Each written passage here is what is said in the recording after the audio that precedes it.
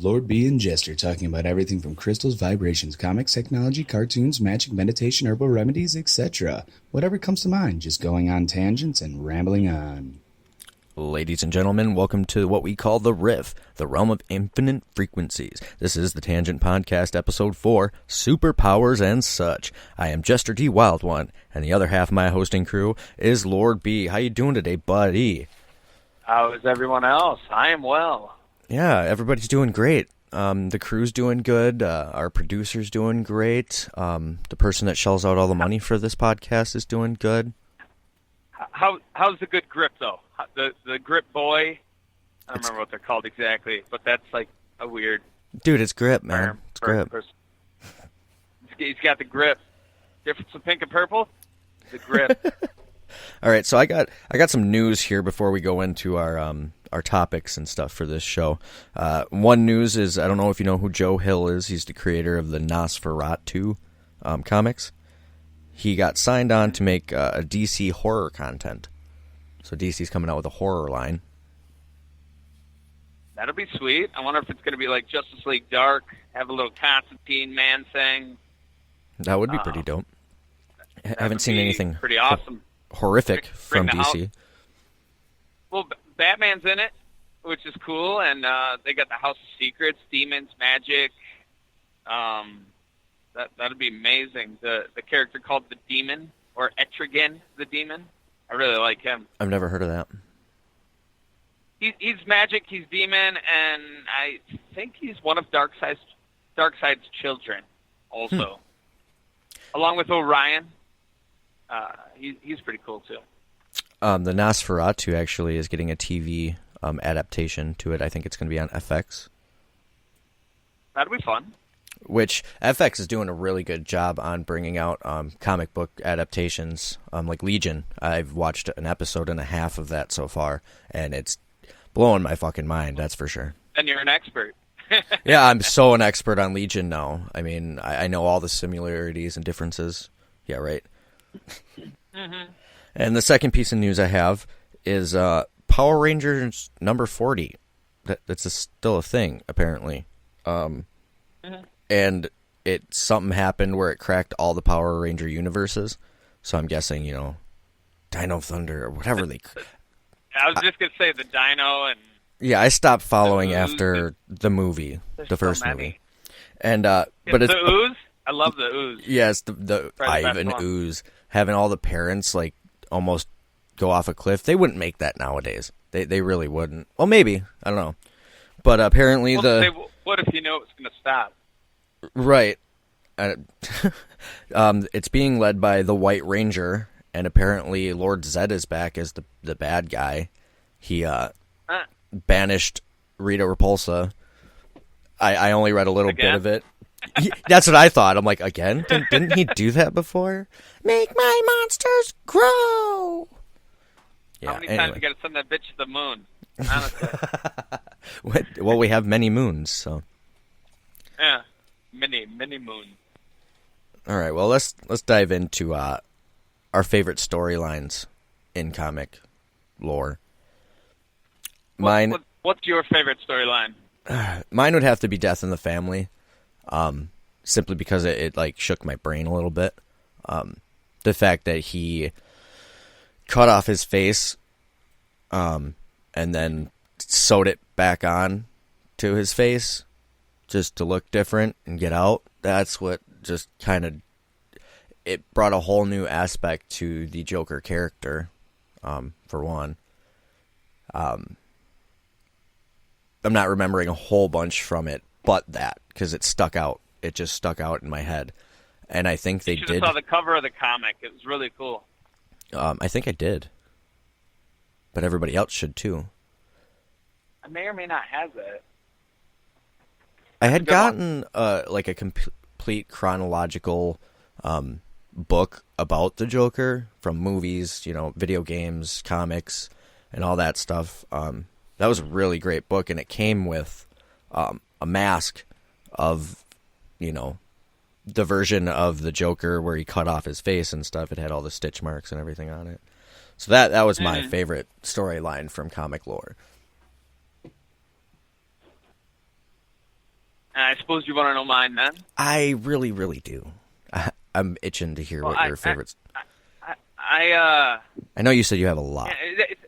Yeah, it's so hard to just pick one. I mean, I got a decent comic book collection, so it's well, I'll say one that is kind of a prized possession of mine, which is Wedding Day, since we're on the Batman topic, and it's when he marries Catwoman, and Joker's like pulling the strings in one of them, and it's really cool. When I got married, that was my a full set mint was given to me of that comic book stretch by the best man at my wedding.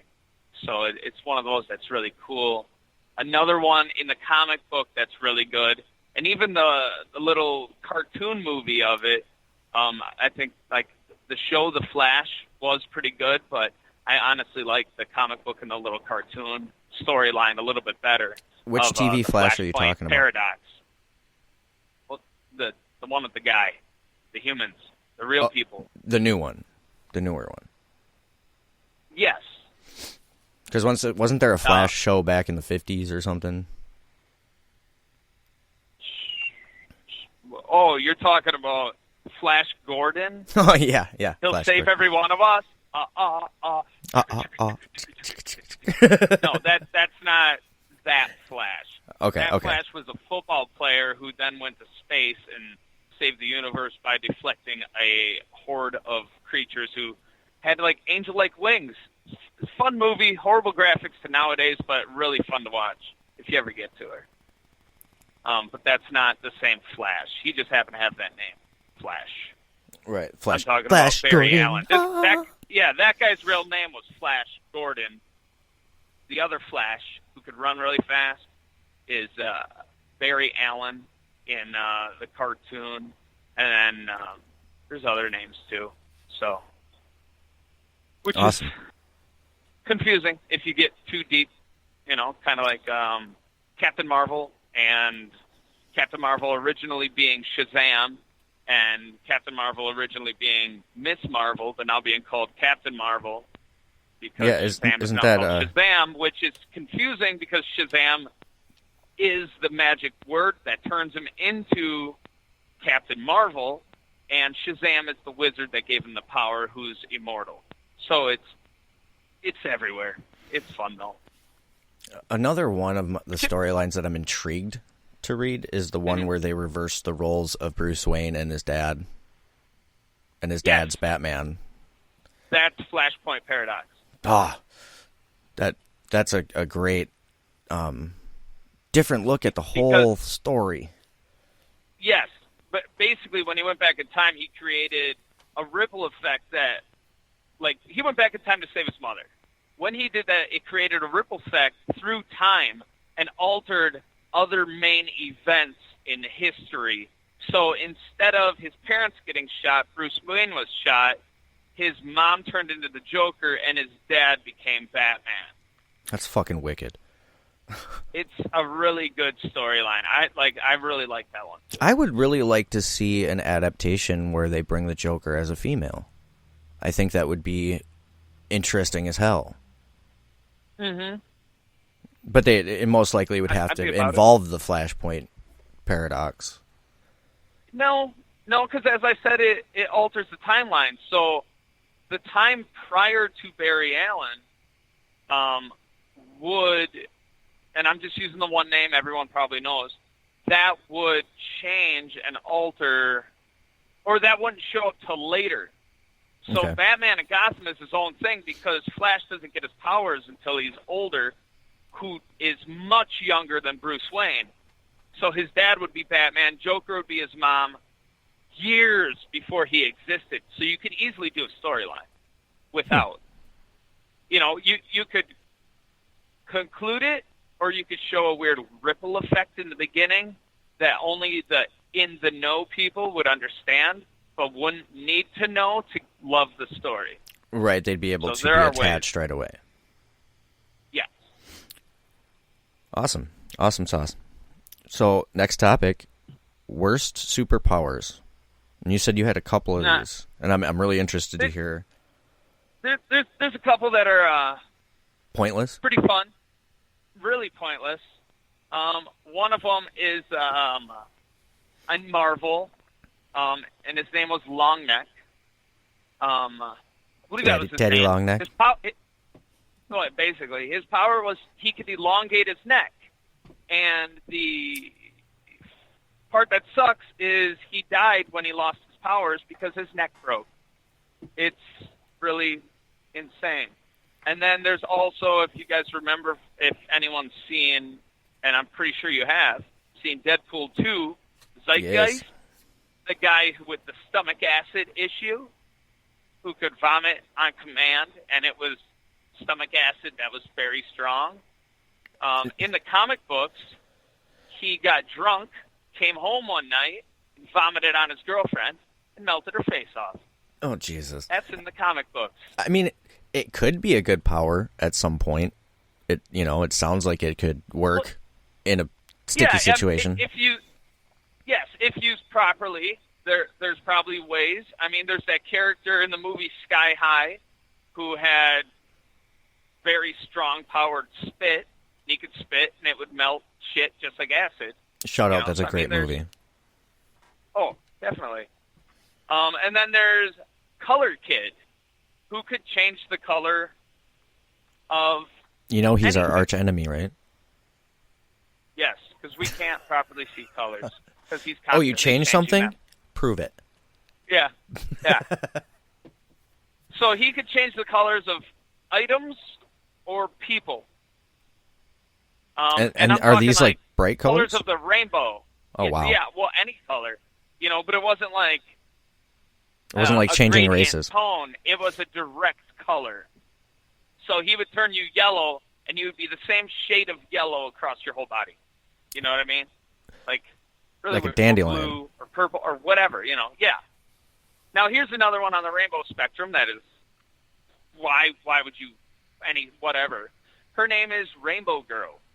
Now it's because she can become any spectrum of the emotional rainbow, which provoked her into violent mood swings.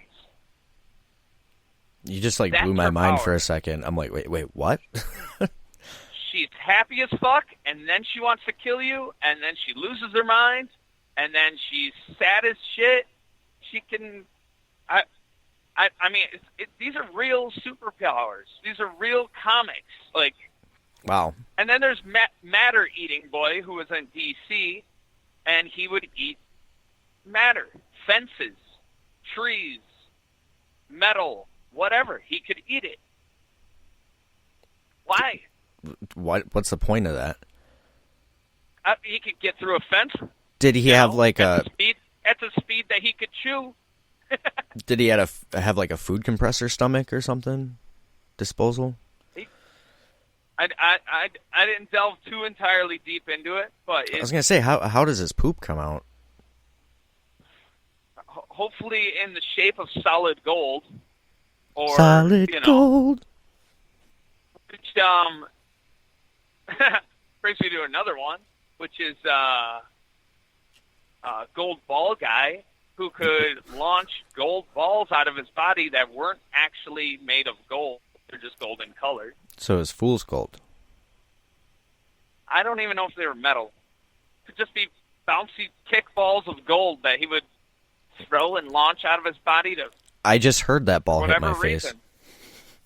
Yeah. Doink.